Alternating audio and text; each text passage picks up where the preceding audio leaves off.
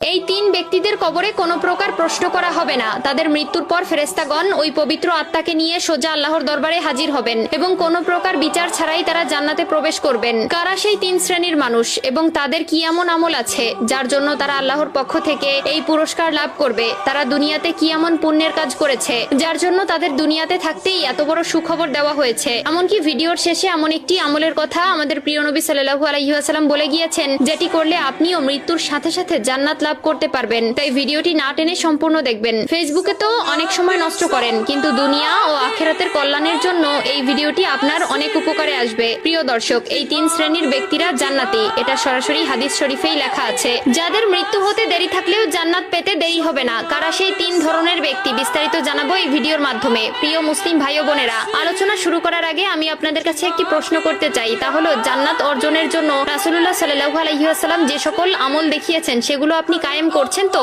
যদি করে থাকেন এবং প্রিয় নবীকে অন্তর থেকে ভালোবেসে থাকেন তাহলে কমেন্টে আলহামদুলিল্লাহ লিখে যাবেন। আর যদি শুরু করবেন ভেবে থাকেন তাহলে ইনশাআল্লাহ লিখে যাবেন। ভিডিওটি শেয়ার করার মাধ্যমে অন্য সকল মুসলিম ভাই বোনদের মাঝে ছড়িয়ে দিন। আপনার একটি মাত্র শেয়ারে এই তিন প্রকার জান্নাতি ব্যক্তিদের সম্পর্কে অন্যরাও জানতে পারবে। প্রতিটি মুসলিম ব্যক্তির স্বপ্ন পরকালে জান্নাত লাভ করা। আমরা প্রতিনিয়ত হাজার আমল করে থাকি, কিন্তু কেমন হবে যদি জান্নাত আপনার জন্য অপেক্ষা করে? আপনি যখনই মৃত্যুবরণ করবেন সাথে সাথে জান্নাতের দিকে অগ্রসর হবেন। শুনে আশ্চর্য হচ্ছেন? হ্যাঁ, এমনই তিন ধরনের ব্যক্তি আছে, যাদের মধ্যে প্রথম কাতারের ব্যক্তিবর্গরা হচ্ছেন যারা শহীদ হয়েছেন। এখানে শহীদ বলতে উল্লেখ করে তাদেরকেই বোঝানো হয়েছে যারা দ্বীন ইসলাম প্রচার ও তার রক্ষায় সশস্ত্র কাফেরদের হাতে নিহত হয়েছেন। তবে মহানবী সাল্লাল্লাহু আলাইহি ওয়াসাল্লাম এই এক শ্রেণীর লোক ব্যতীত আরো কিছু মানুষদেরকে শহীদের খেতাব দিয়েছেন, যারা মূলত দুর্ঘটনায় মৃত্যুবরণ করেছেন, তবে আত্মহত্যাকারী চির জাহান্নামী। দ্বিতীয় শ্রেণীর ব্যক্তিবর্গরা হচ্ছেন তারা যারা জুমার দিন বা রাতে মৃত্যুবরণ করবেন। আমরা সকলেই জানি হাদিস ও কোরআনে জুমার দিনকে সাপ্তাহিক ঈদের দিন বলে ঘোষণা দেওয়া হয়েছে